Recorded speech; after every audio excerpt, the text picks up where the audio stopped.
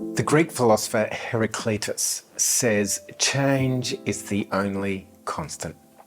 Change is the only constant. We may not like it, but change is happening when we are sleeping. It doesn't matter what we are doing about change. The world is changing around us. So for you and me as leaders within our organizations, business, churches and families, we need to ask ourselves if we are prepared to change.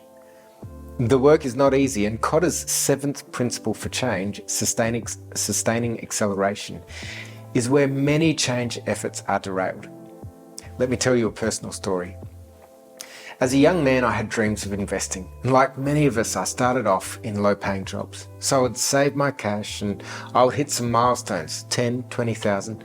And then I would see that TV and think, oh, it's not much. And there would go a couple thousand. Next thing I knew, half of my deposit was gone. It wasn't until I came to understand this principle of sustaining acceleration. Starting a goal or change process or resolution is not the hard part. It is keeping it going that is tough.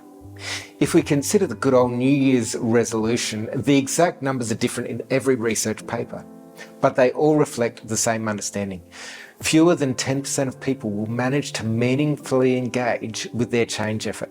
In fact, the vast majority of people have given up by the time we turn the calendar to February.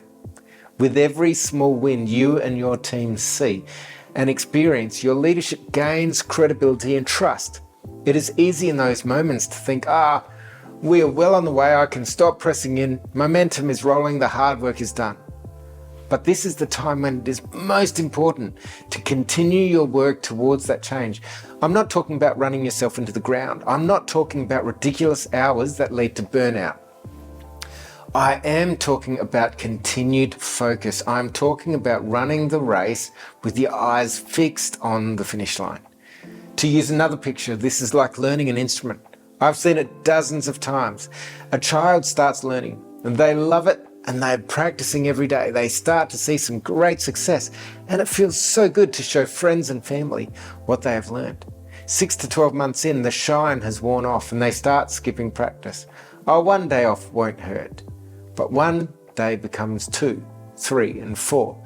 Next thing they know, the practice ceases. They stop seeing success and the instrument starts to gather dust in the corner. If you really want to embed change within your personal life, your organization, your family, or your team, you need to be relentlessly focused and disciplined. Today, I encourage you to see that metaphorical guitar in the corner. That project you know needs more attention. That issue in your organization you've swept under the rug. Take it out and make the decision to remain relentlessly focused today.